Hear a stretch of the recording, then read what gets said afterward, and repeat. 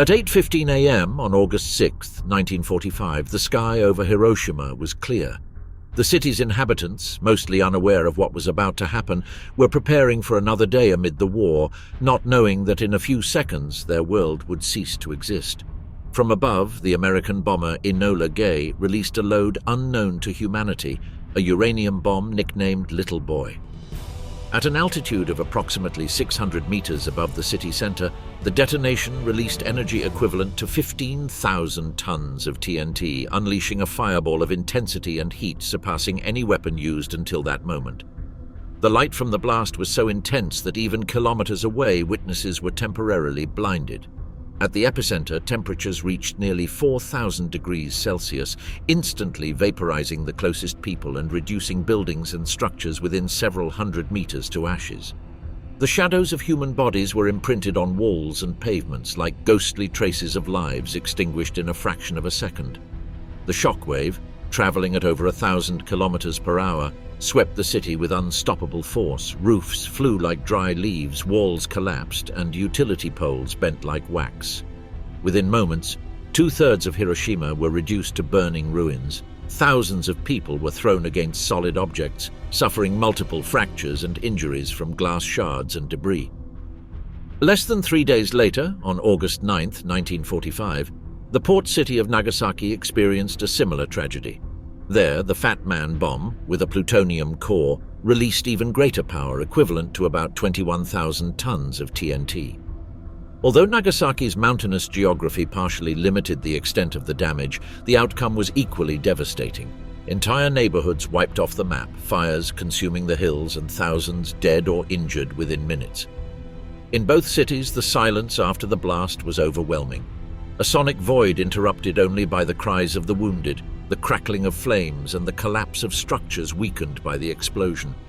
Survivors nearby emerged with skin torn in tatters. Others, in shock, walked naked or semi-naked, their clothes reduced to charred rags. Confusion was absolute. Few understood the scale of what had happened, and even fewer imagined that the danger was not over. The intense heat caused massive fires that spread rapidly, consuming what little remained standing. In Hiroshima, the fires merged into a firestorm that suffocated those still trapped among the rubble. The air became unbreathable, laden with smoke, dust, and invisible radioactive particles clinging to the skin and entering the lungs. In Nagasaki, the destruction of the Urakami district and its surroundings isolated the city, hindering rescue operations. The landscape that emerged after the passage of the fireball and shockwave looked like something out of an apocalyptic scene. Charred trees standing like skeletons, rivers covered with bodies, dead animals scattered among the smoldering remains of houses. Infrastructure was annihilated, collapsed bridges, twisted railways, water and electricity systems out of service. Urban life ceased to exist in an instant. Initial death tolls were incomplete, impossible to determine amid the chaos.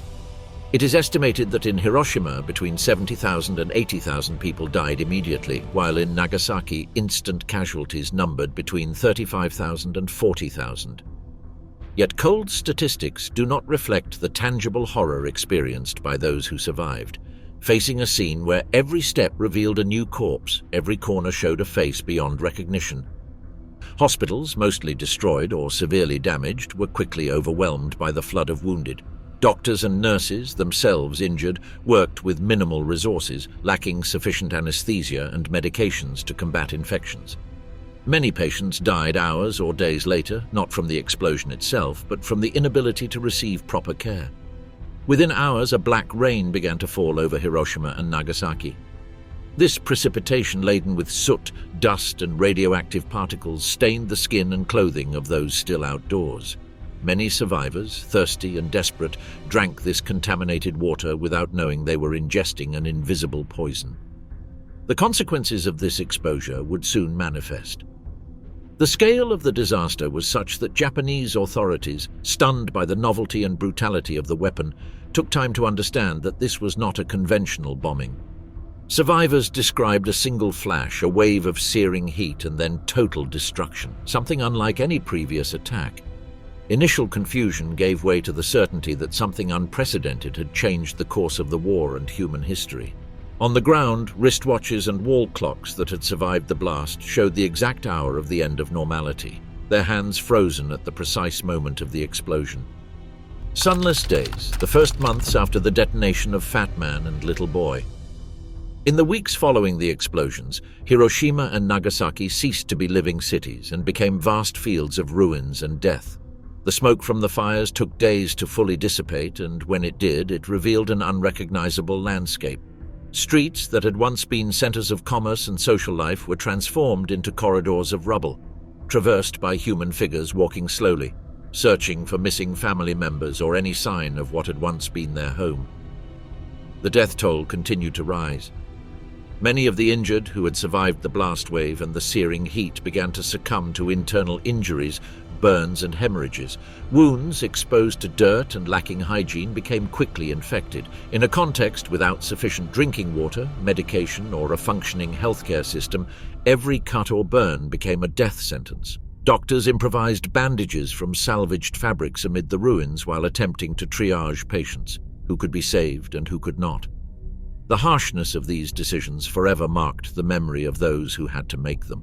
Within a few days, symptoms began to appear that confounded even the most experienced doctors.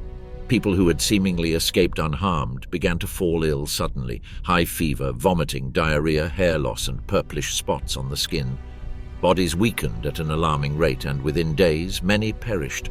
What no one fully understood at the time was that they were victims of the ionizing radiation released by the detonation. The bomb had injured even those without visible wounds. The black rain that fell just hours after the explosions left its mark on the bodies of those who absorbed or drank it. Many had received it as a temporary relief to quench thirst or to wash soot from their faces, unaware that it carried lethal particles. Symptoms multiplied: swollen gums, internal bleeding, loss of consciousness. Families watched their loved ones deteriorate helplessly, trapped in a silent wait for the inevitable end. In the following weeks, the cities became makeshift displaced persons camps. Those who had lost their homes camped under tarps, improvised wooden roofs, or out in the open, exposed to harsh weather conditions.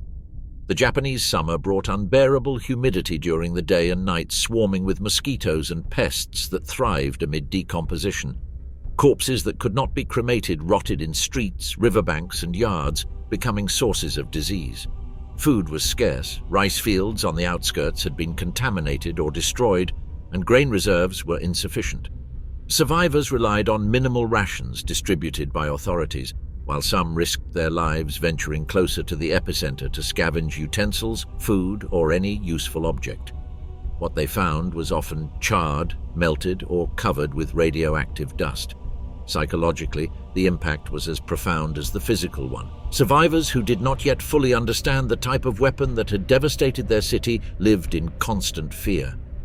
Every day brought news of sudden deaths, symptoms appearing in seemingly healthy people, children who stopped walking or speaking without explanation.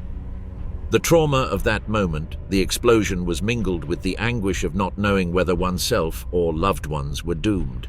The rescue operations, which in the first days were chaotic, soon turned into efforts to recover bodies and clear debris. Soldiers, firefighters, and volunteers worked without any protection, unknowingly exposing themselves to radiation. At times, the psychological burden of the task was unbearable, lifting smoking beams and finding unrecognizable people underneath.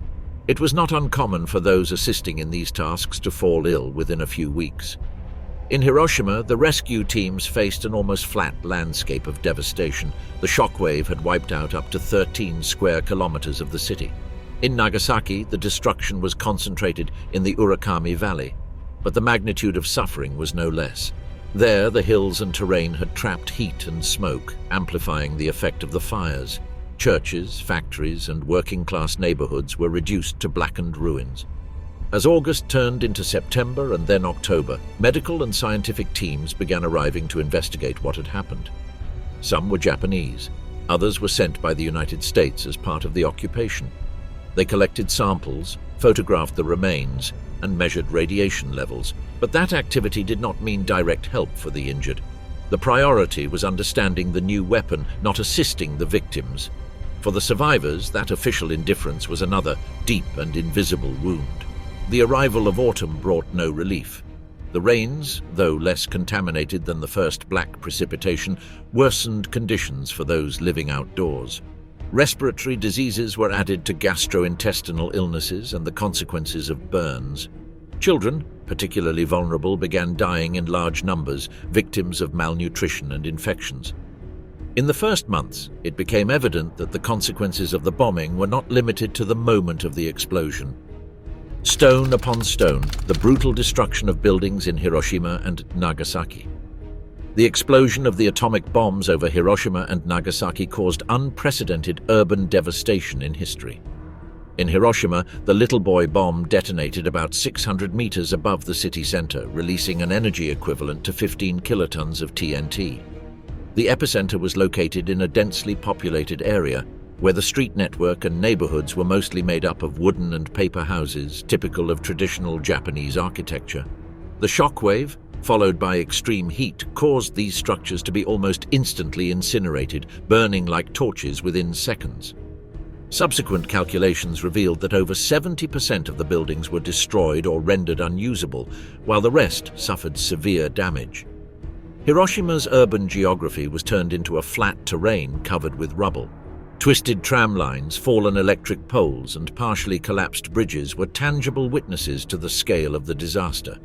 Only a few structures, mainly reinforced concrete, withstood the shockwave enough to remain standing, though heavily damaged.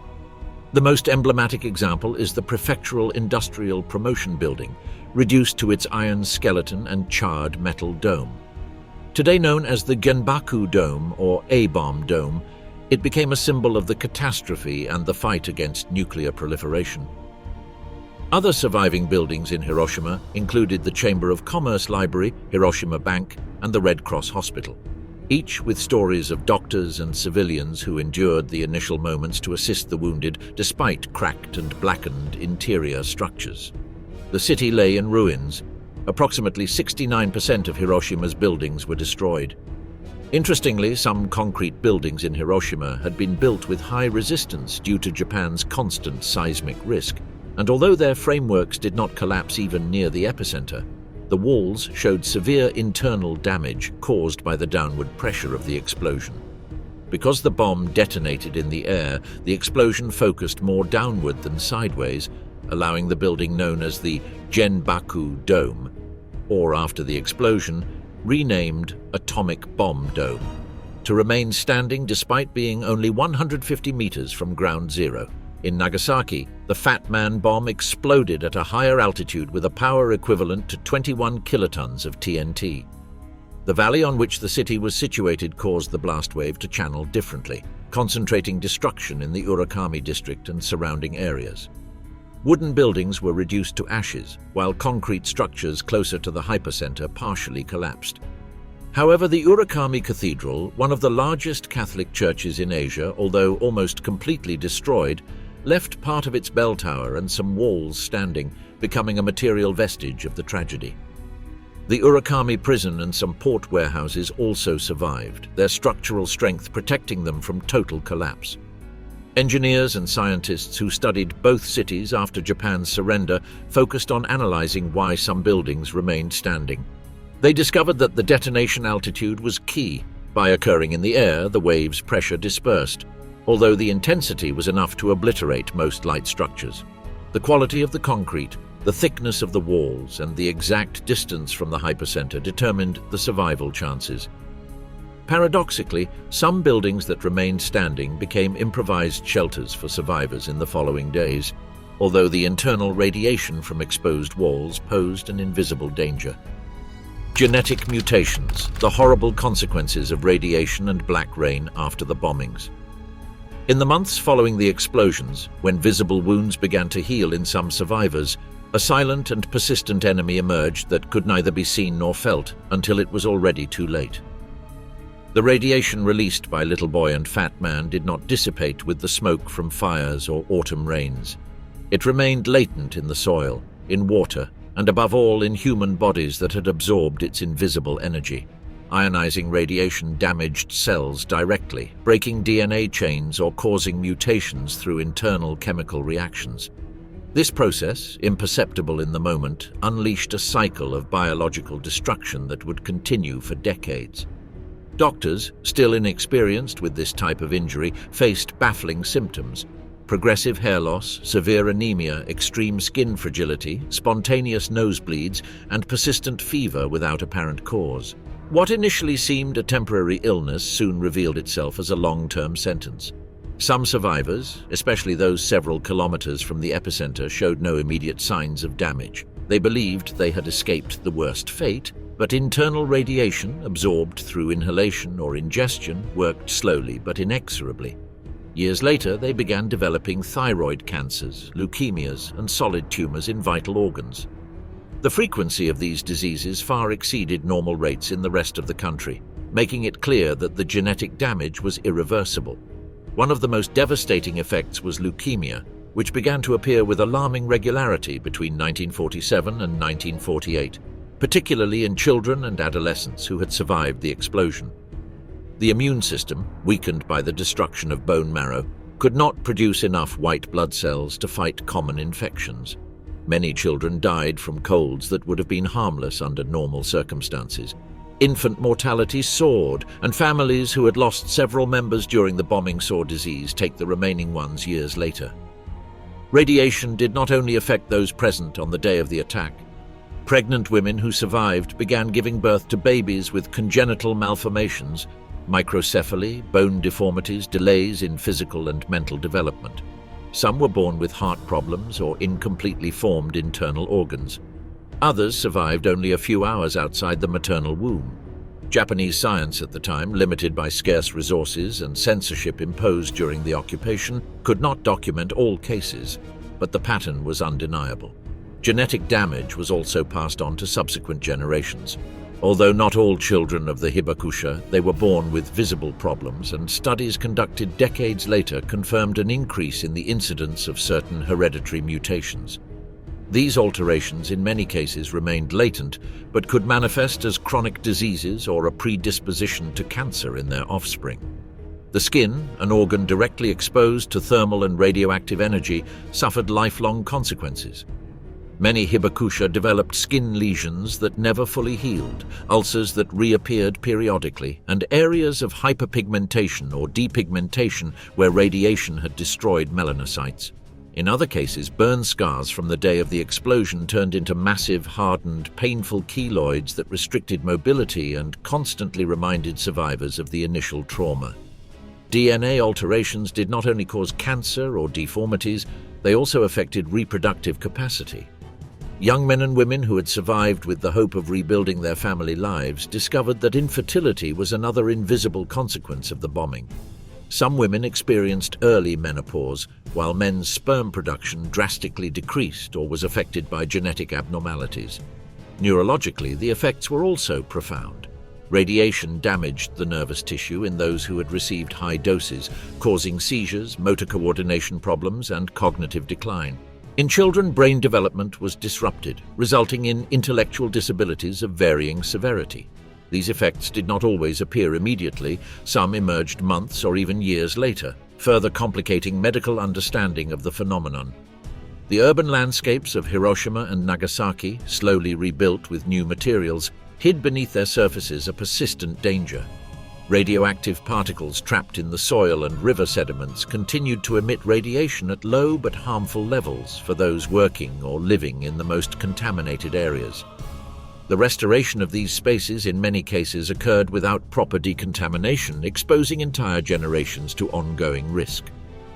Over the years, survivors realized that the bomb had not finished its work on the day of the detonation.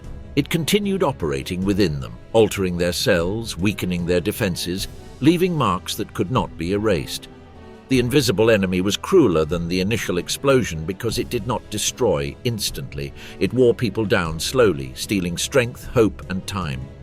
Radiation did not discriminate between soldiers and civilians, between young and old, or between those in the city by duty or by chance. It was a condemnation applied equally, but whose effects varied unpredictably. Some people lived decades in relative health, while others, exposed to similar doses, they died within a few years. This arbitrary nature increased fear because no one could predict their fate.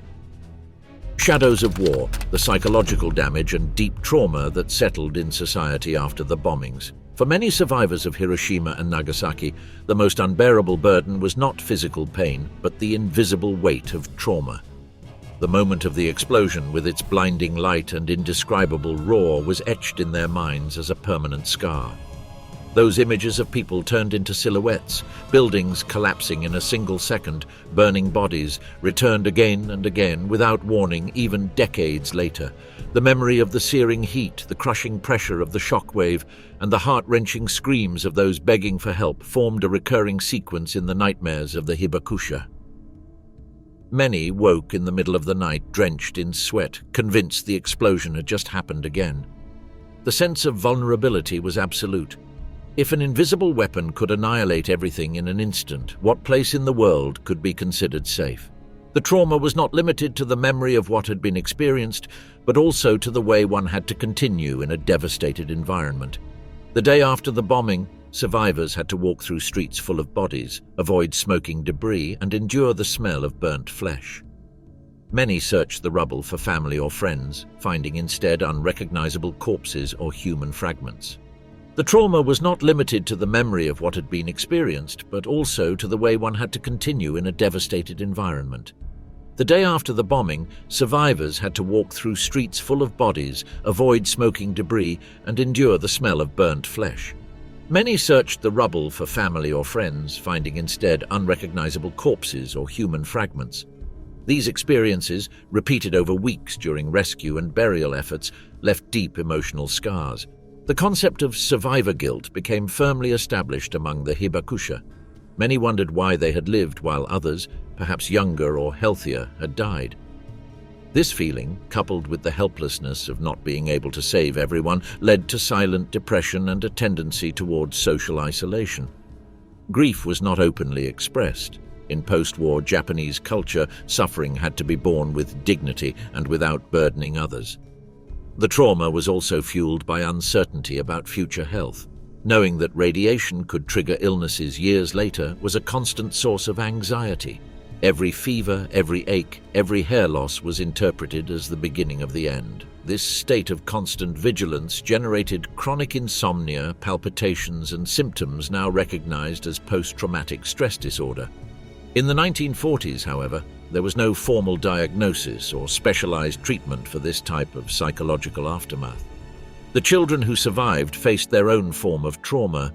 Many were orphaned and wandered through the destroyed cities, forming small groups to search for food or protect themselves. Others were sent to live with distant relatives who sometimes treated them as a burden.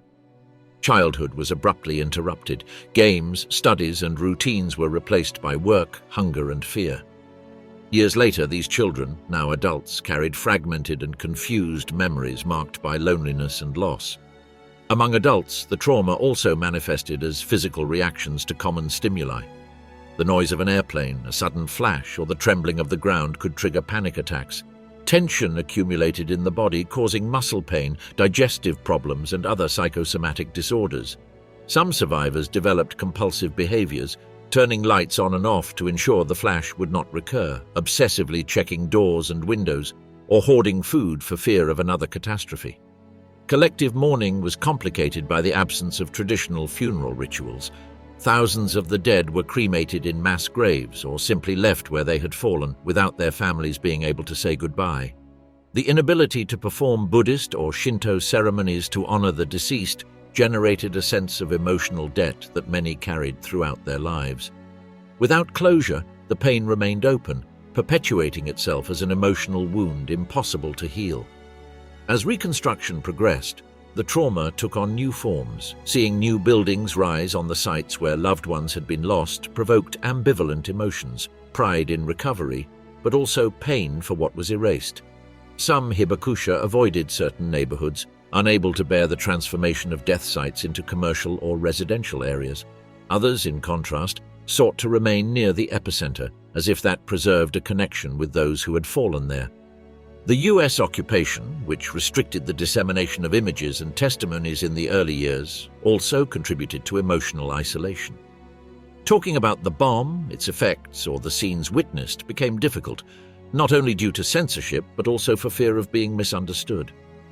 Silence became a form of self-protection, although that silence weighed as heavily as the unspoken words.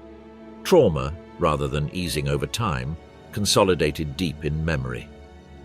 The transmission of pain did not stop with the first generation.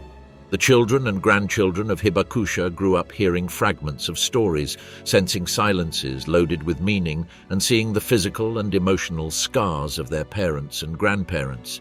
In many cases, they inherited not only the fear of radiation, but a worldview marked by the fragility of life and the constant possibility of loss.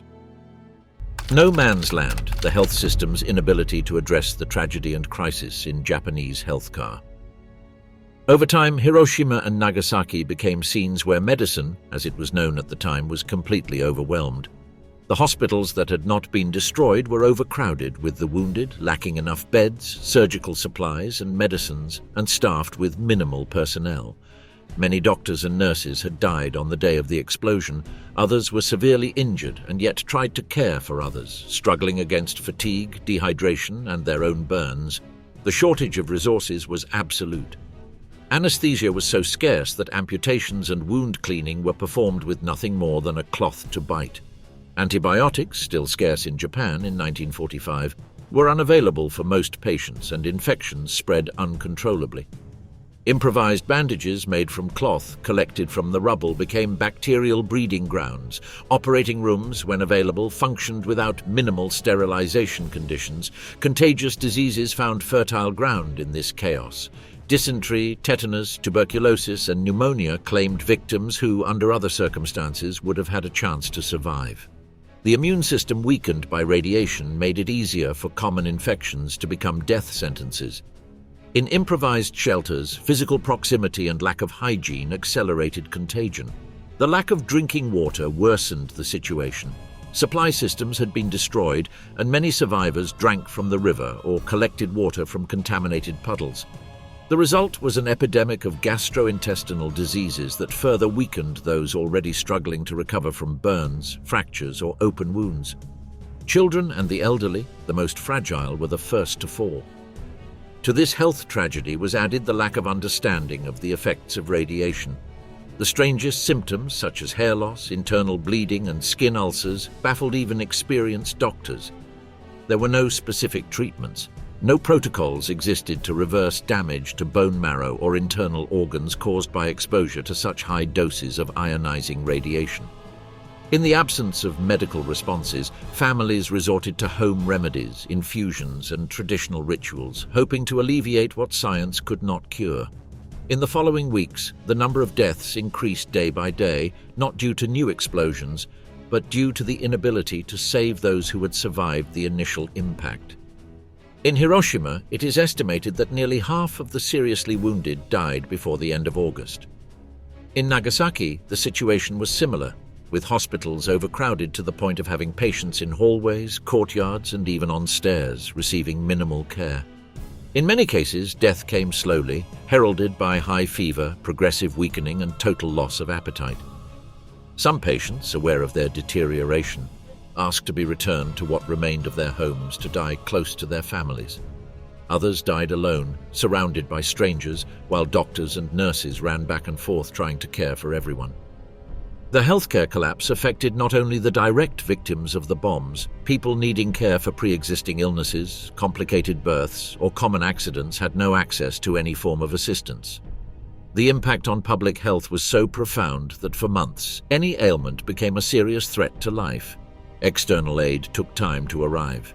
The US occupation, which began shortly after Japan's surrender, prioritized the military and scientific assessment of the bomb's effects over mass medical assistance. Medical teams sent by the occupying forces treated some of the wounded, but their resources were limited, and their presence did not offset the widespread collapse of the local healthcare system. In many cases, the priority was studying the effects of radiation rather than treating them. For the Hibakusha, time became an enemy. Each day without proper care reduced the chances of recovery. Untreated deep burns developed infections that spread through the bloodstream, causing fatal sepsis.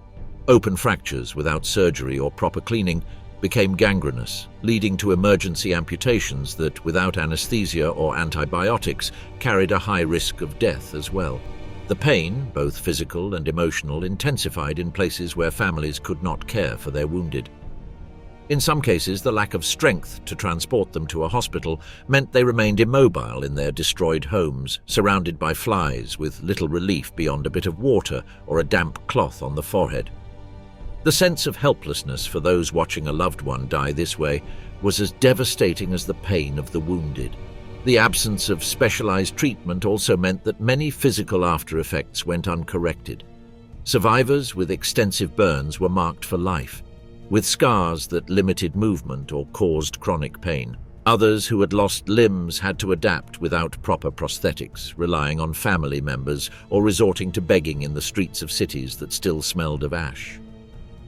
Hibakusha, the survivors of the atomic bombings who suffered discrimination and social violence. After the initial horror and the long chain of deaths from injuries and illnesses, the Hibakusha, the name given to the survivors of Hiroshima and Nagasaki, faced a different enemy, one more silent and corrosive: social rejection.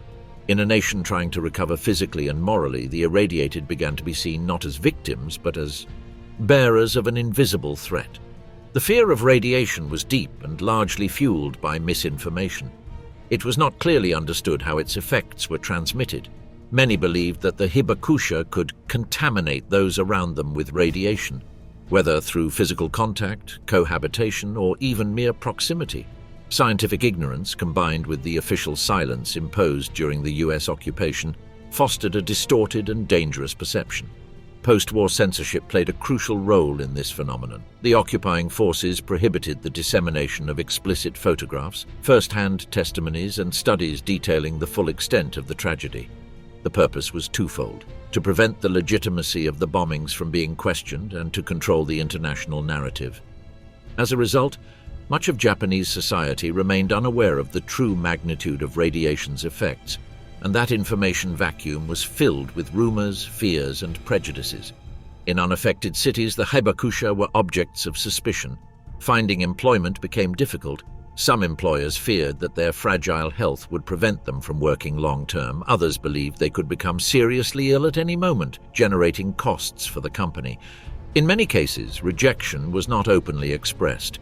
It was disguised as vague excuses or pretexts, but the result was the same: economic and social isolation.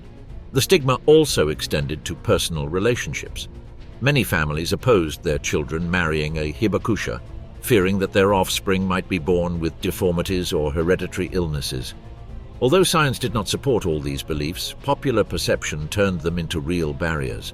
Many marriages were broken due to this pressure, and some survivors chose to hide their condition to avoid rejection. In Hiroshima and Nagasaki, discrimination did not come solely from those living far away. Even within the survivor communities themselves, divisions arose between those who had been closer to the epicenter and those who had suffered lesser damage. The degree of exposure became an invisible label that determined with whom one shared housing, food, or work.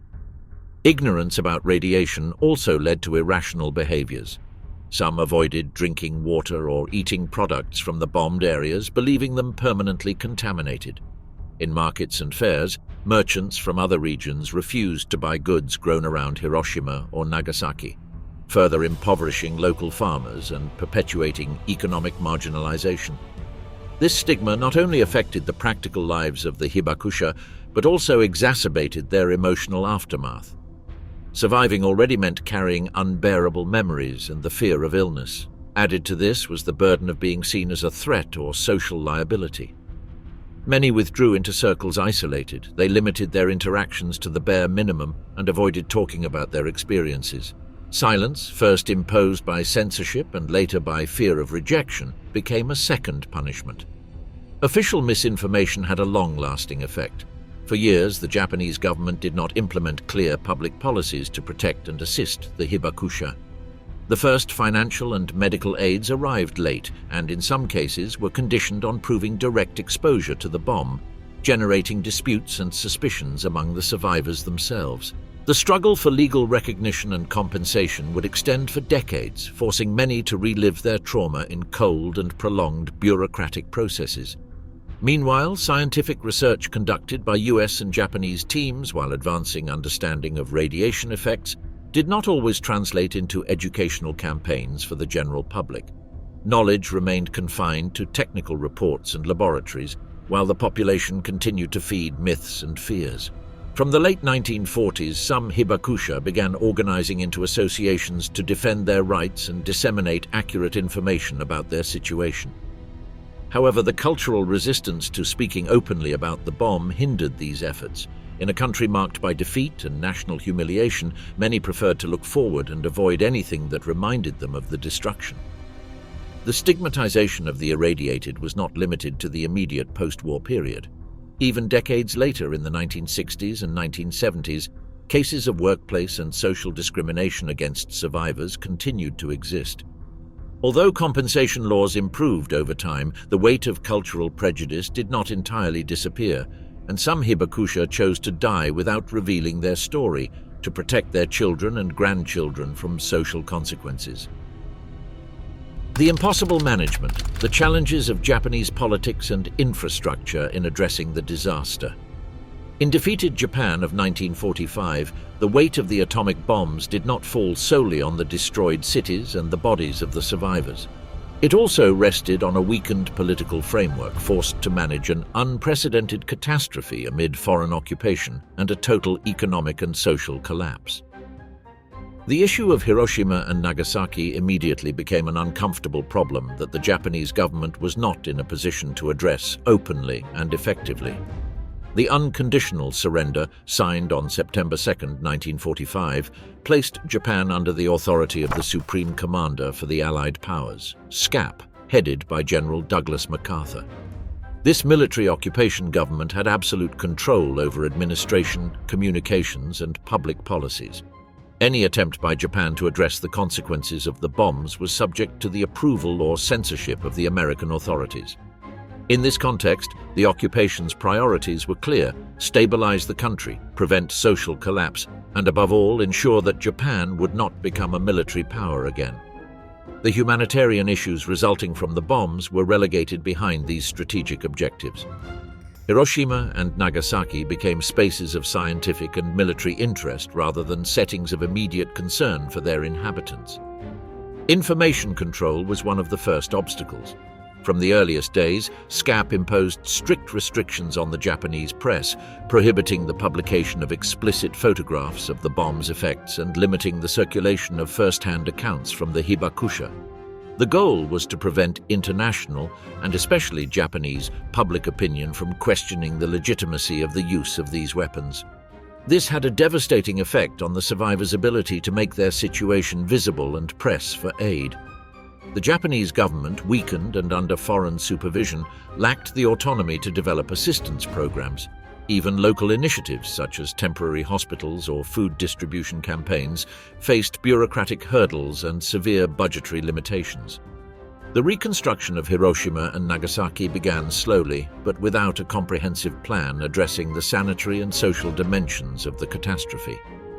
For years, the cities coexisted with visible ruins, makeshift housing, and infrastructure incapable of supporting the entire displaced population. The lack of resources was not the only problem.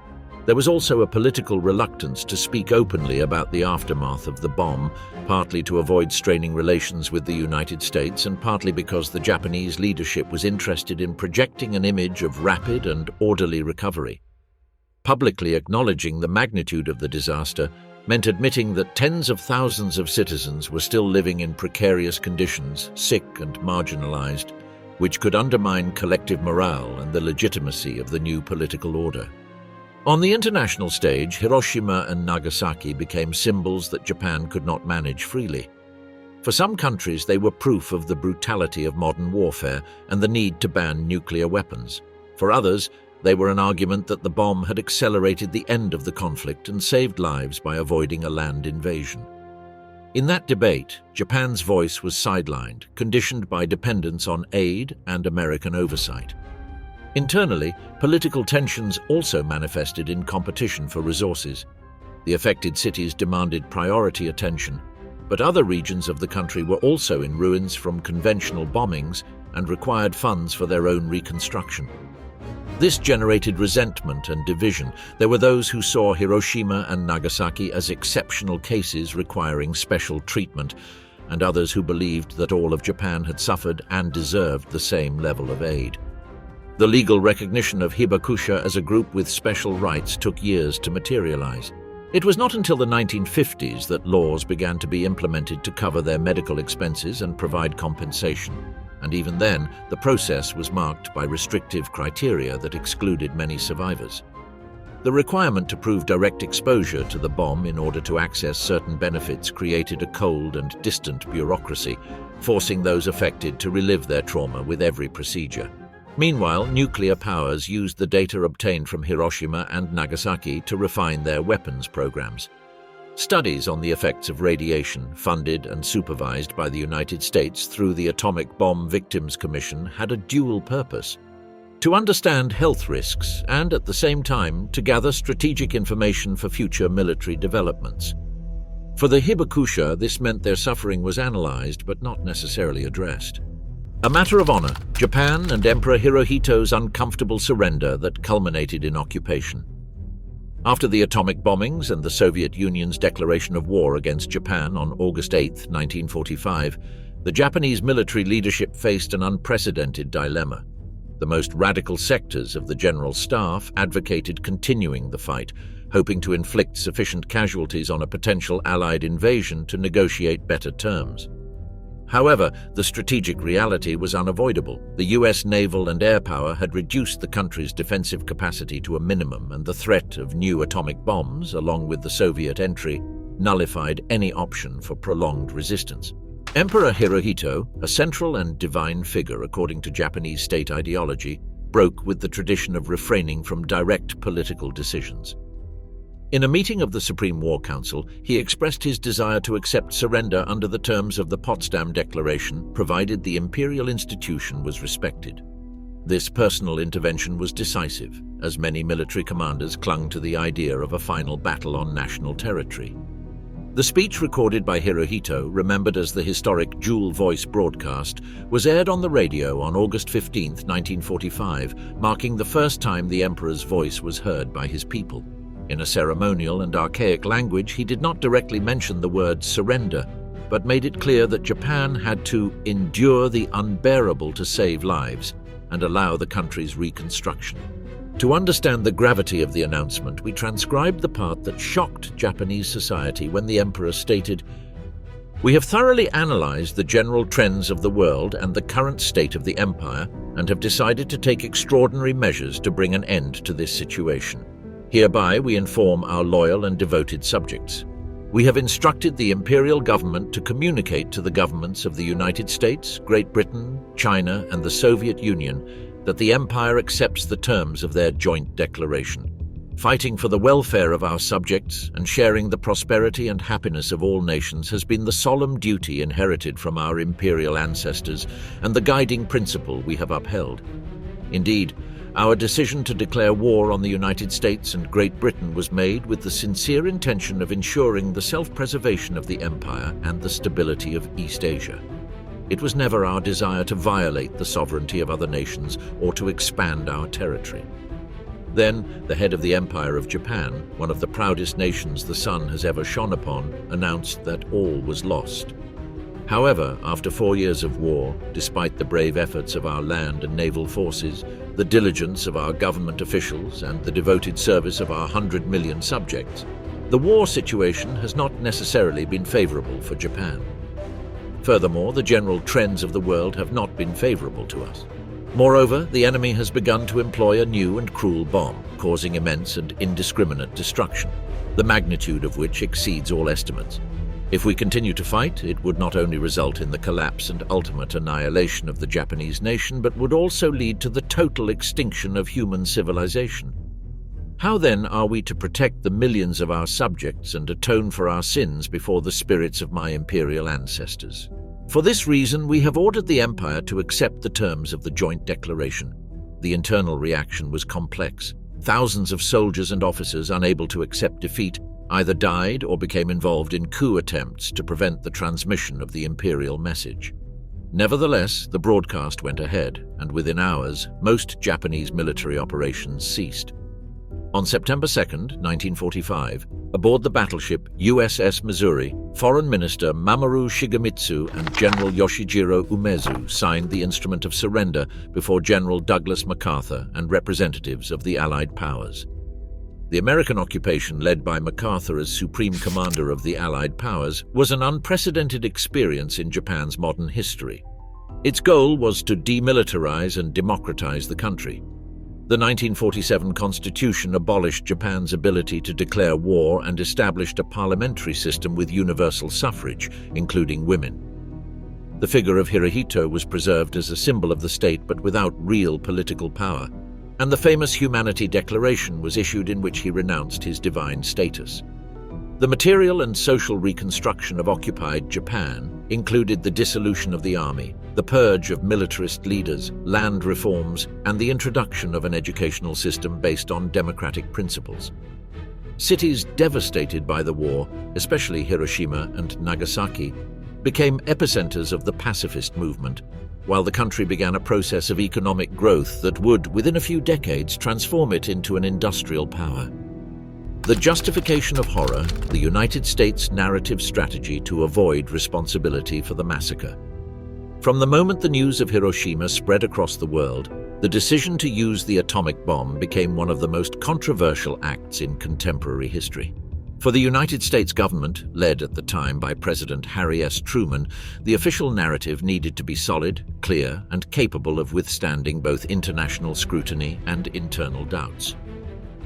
The justification was quickly constructed. The bombs had been necessary to accelerate the end of the war and save hundreds of thousands of lives, avoiding a land invasion of Japan. This argument, repeated by high-ranking military and political officials, was based on projections made by the U.S. General Staff.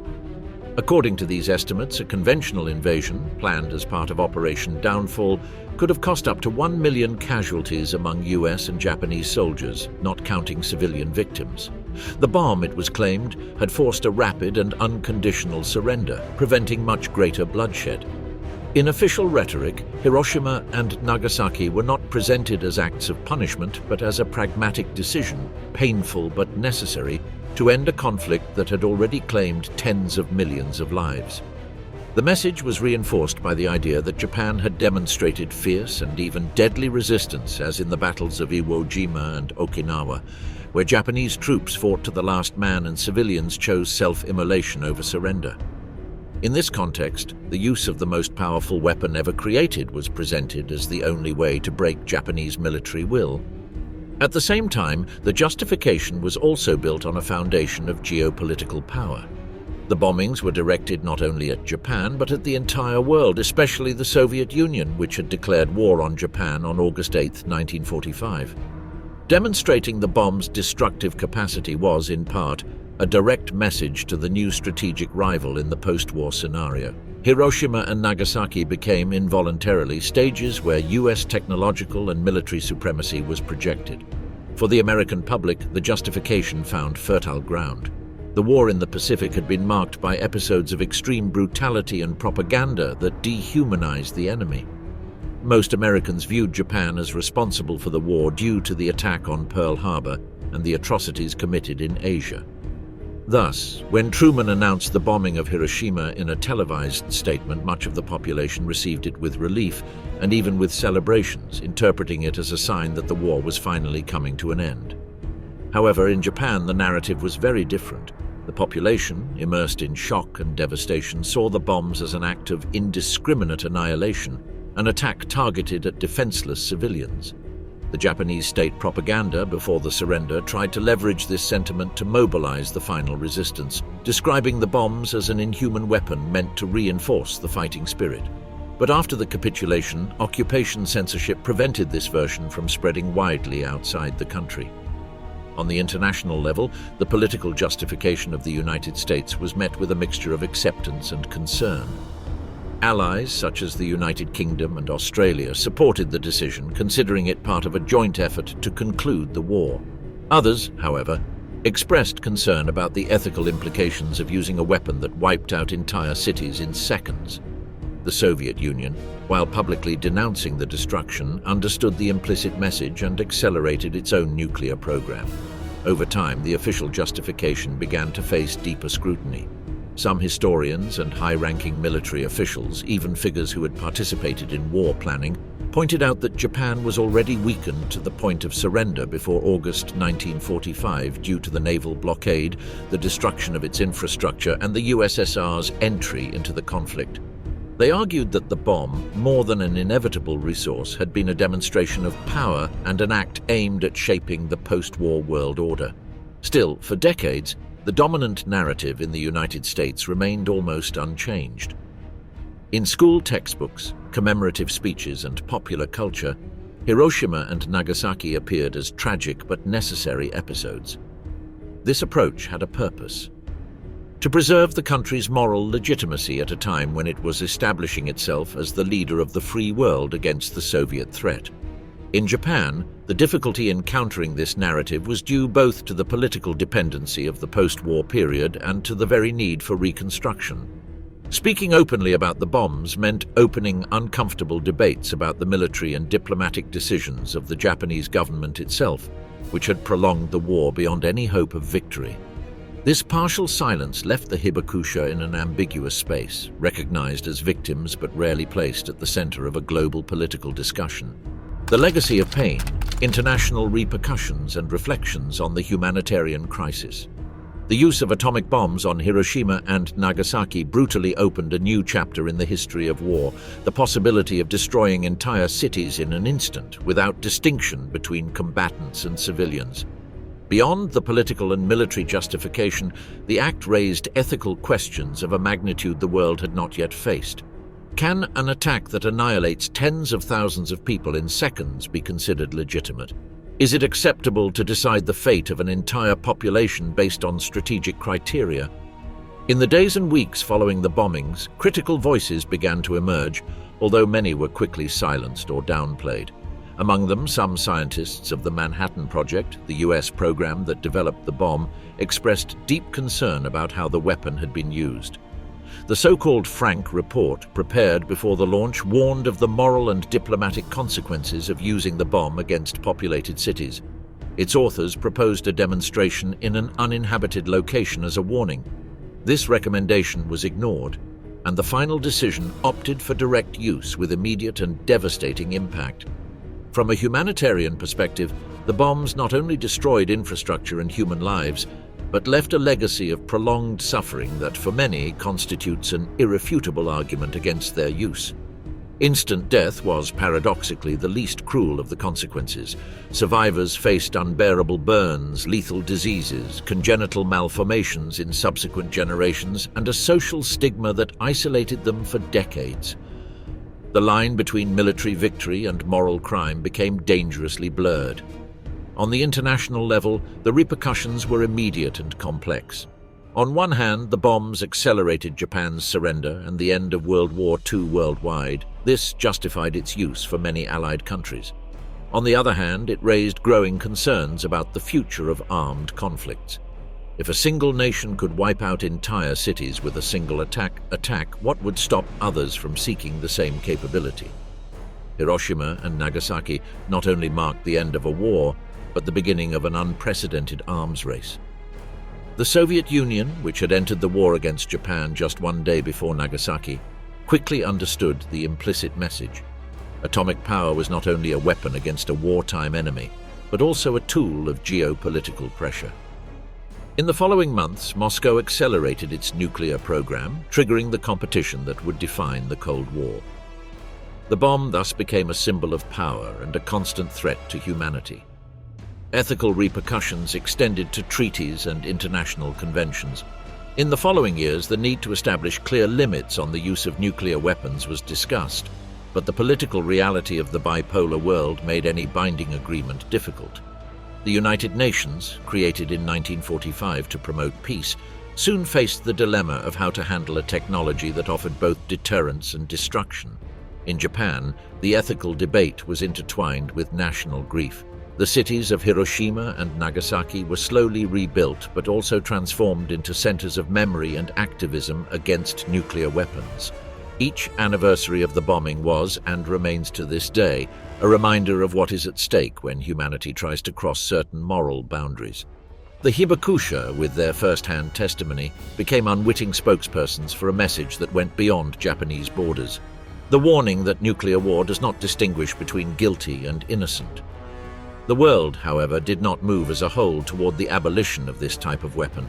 On the contrary, the demonstration of power in 1945 spurred several powers to develop their own bombs.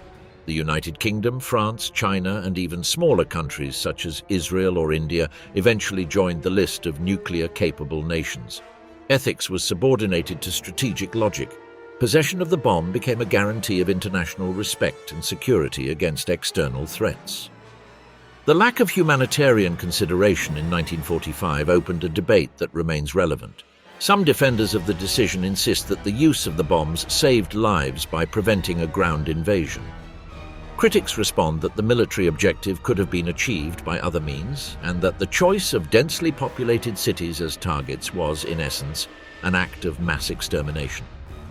Between these two positions lies a grey area where history, politics, and ethics are inseparably intertwined. In this sense, Hiroshima and Nagasaki are more than historical episodes. They are permanent warnings. They are proof that humanity, when reaching new heights of destructive power, also faces moral dilemmas that cannot be resolved through strategic calculations alone.